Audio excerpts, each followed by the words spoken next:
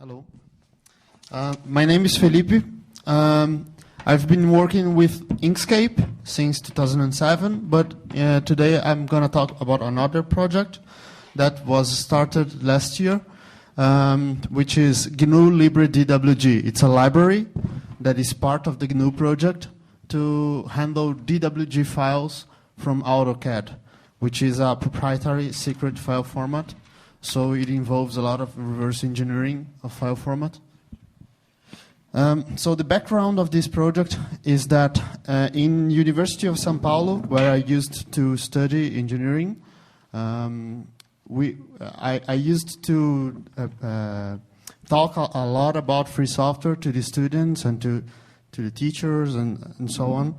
And we decided to form a user group which is called Poly GNU. Poly is a reference to the name of our school, which is Polytechnic School. So Poly GNU.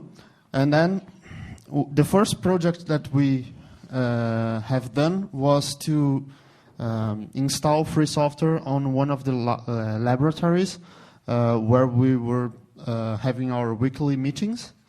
So in this same laboratory, there were other projects happening, and most of them were related to civil engineering and architecture.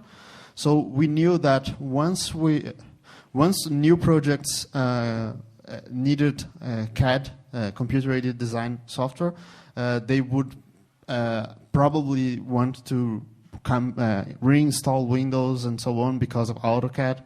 So we wanted to provide a solution even before they requested that, because we knew it would happen sooner or later.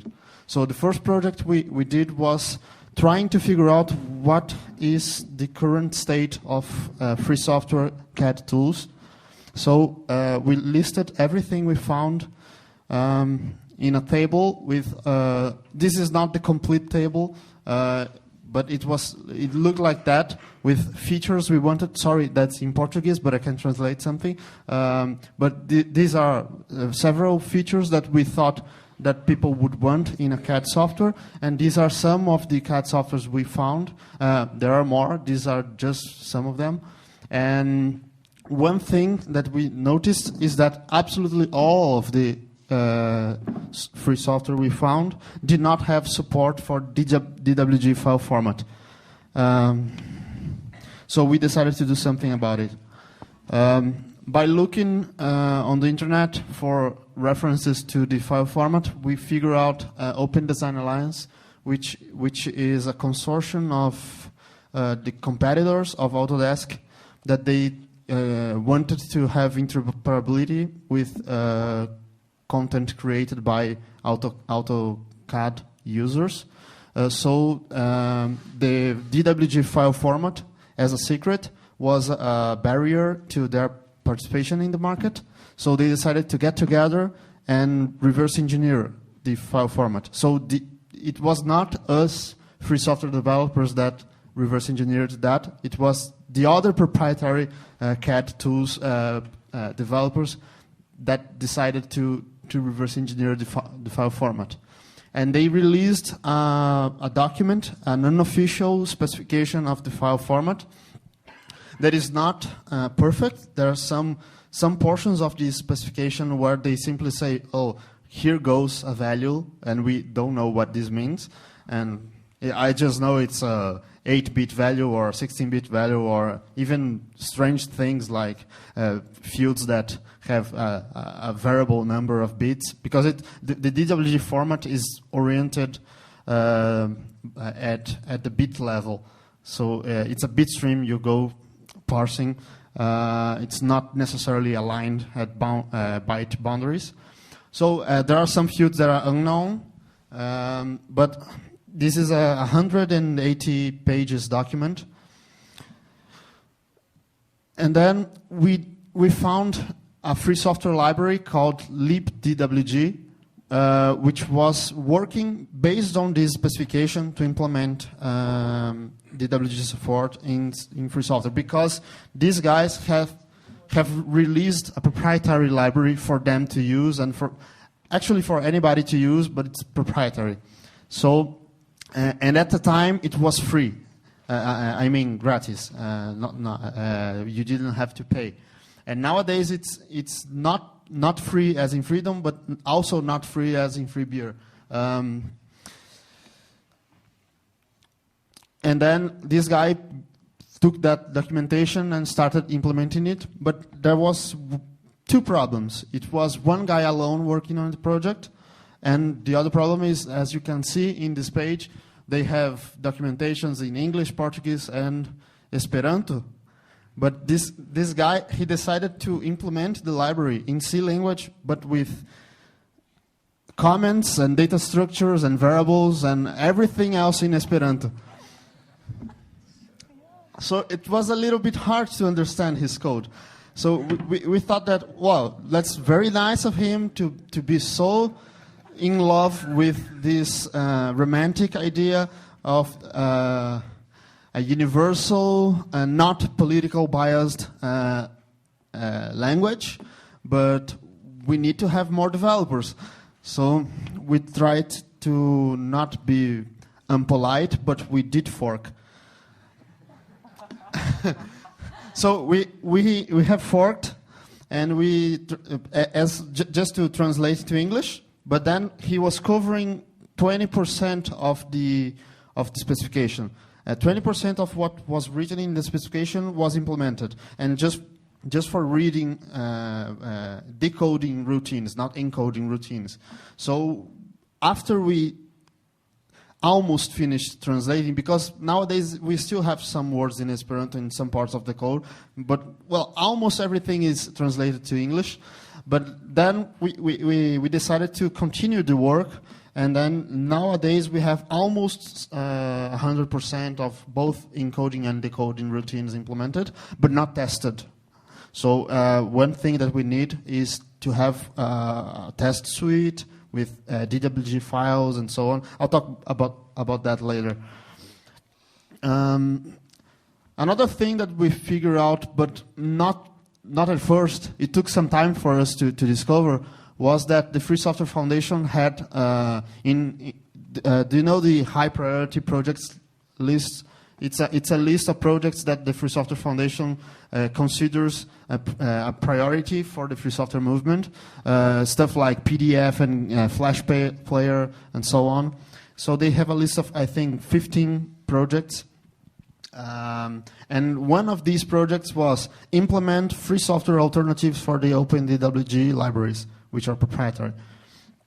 So as this was one of the high priority projects, we decided to submit a form in order to become a part of the GNU project. So it was accepted, and now we are officially a GNU package. Our website is gnu.org/software/LibreDWG.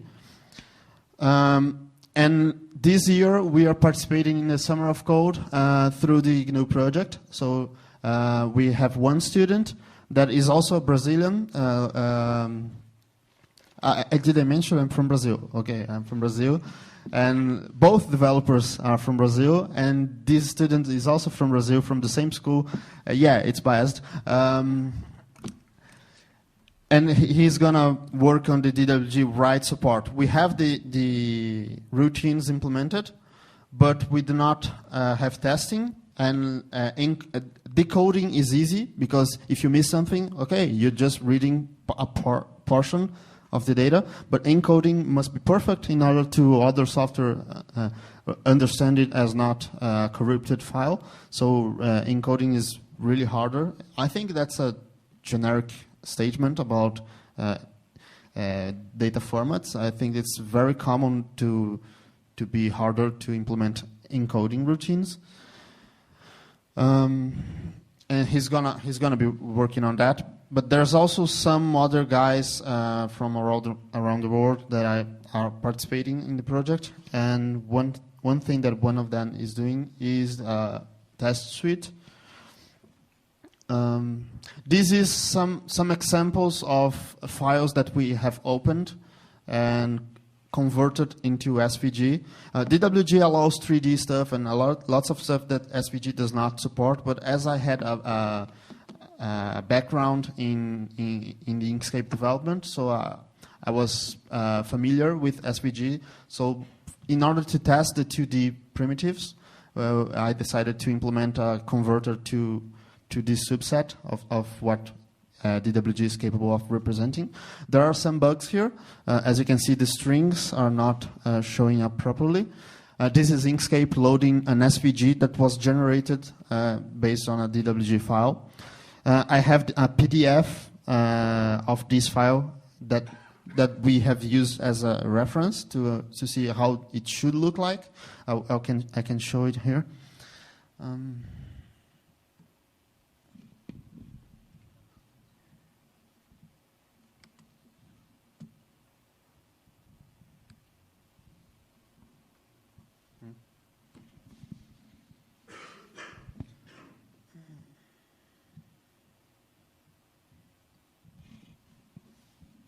Okay, so this is the complete document rendered in a PDF. So these small views of the house is one of these, and there's also a view from the top that we have here.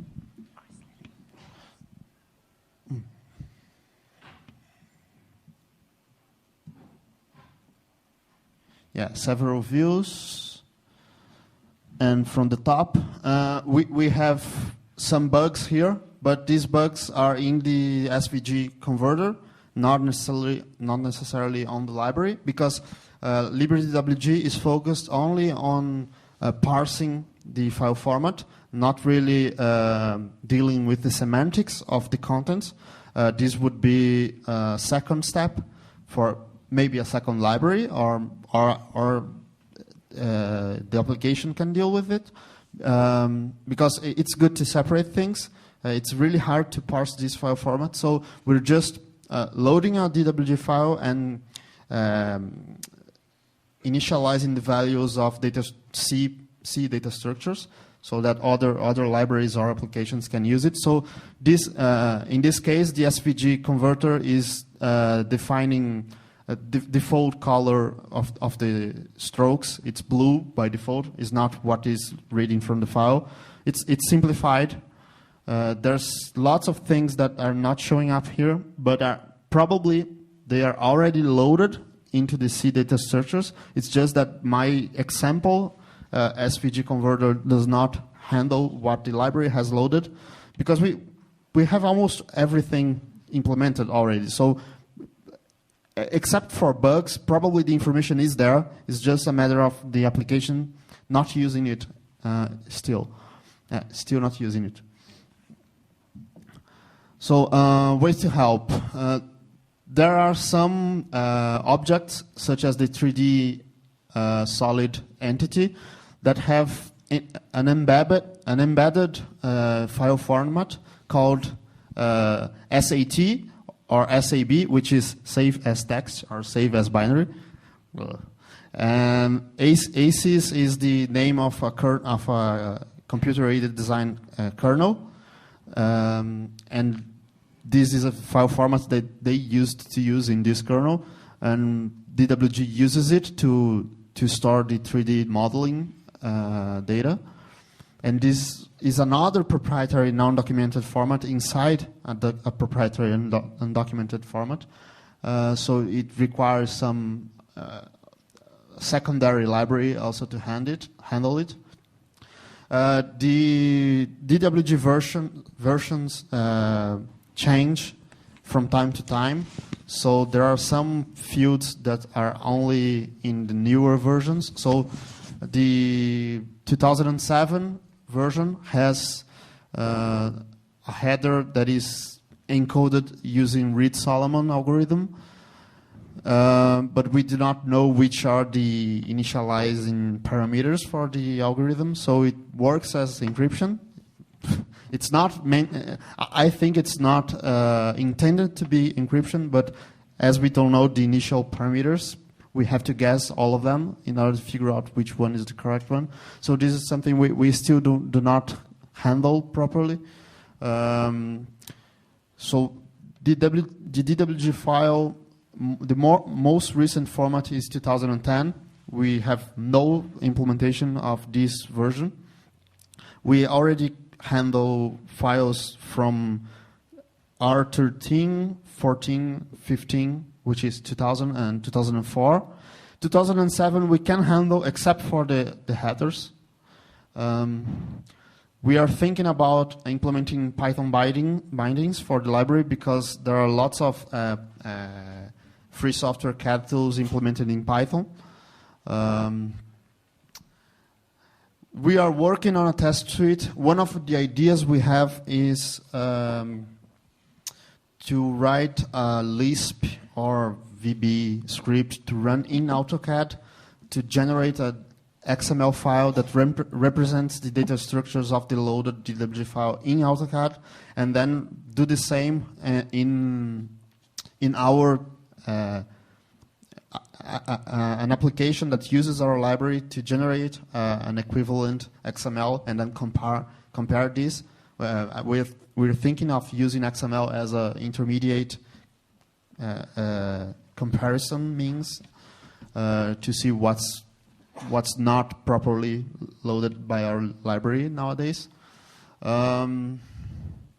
We also need samples of DWG files that we can freely distribute as a test suite. This file I'm showing here is one of our contributors. It's his content from his work, paid work. So probably he cannot share it with the world. He has sent it by mail to me so that I can test it, but I cannot put it in a repository and share with the world. So in order to automate, we would need people to provide us DWG samples, and ideally complex files. We need to test it a lot, and we need to figure out how 2010 file format works. And this is our contact, our website in the GNU project, mailing list, and Juca is my nickname, Juca, and Pitanga is the other maintainer. Thank you. Questions?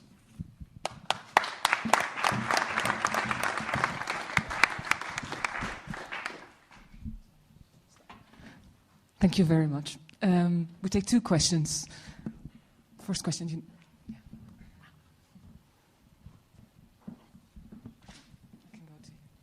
Nice work, really amazing.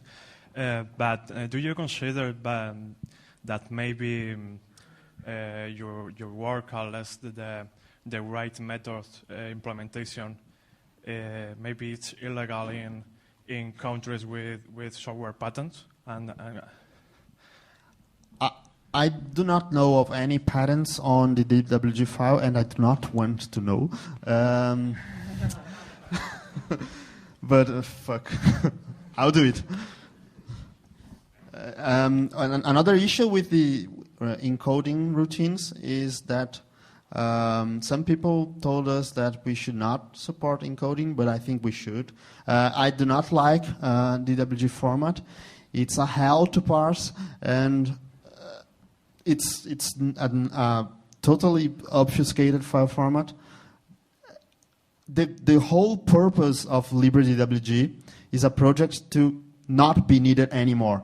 So we want to provide it just as a means for people to bring their stuff into free software and convert it to something safe and never use it anymore. So it's good to have the encoding routines because we know I am an idealistic person, but I am aware that the world is not changing immediately to something else. So we need to have a way to people to actually use free software. And I think it's not fair to have, for example, in a hypothetical case where we have a free software implementation that is even better than the proprietary ones, and we just cannot move to it because there's locks based on file formats. So I think it's important, just like Microsoft formats are supported in OpenOffice, and I think it's a really important thing to have both encoding and decoding support for their proprietary file formats. It's the same here. Thank you. Second question, anyone? There. Can you come to the front? I'm sorry.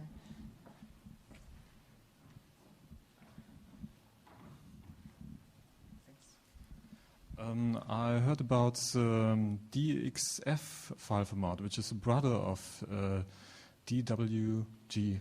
How about this format? This format is already supported by lots of free software projects. It was one of the items in our table. As you can see, Archimedes can read it, KiCad can both read and write, and blah, blah, blah. So there is already support for it. It's less complicated to understand because it's a text-based format. And it's not exactly equivalent, but it's a subset of the things that DWG can do. I cannot say which specific features one lacks because it's just something that my friend told me.